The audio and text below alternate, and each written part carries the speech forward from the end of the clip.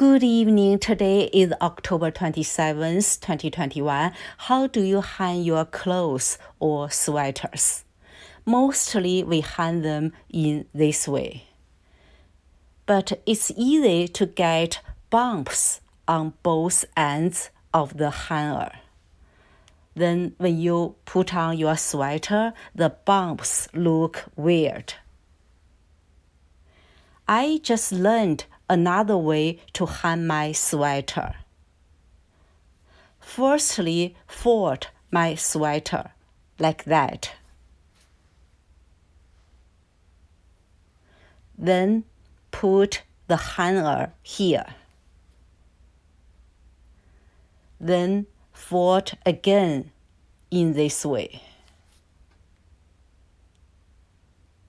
At the end, fold the sleeves.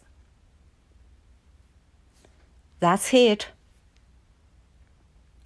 If you hang your sweater in this way, no bumps on shoulders.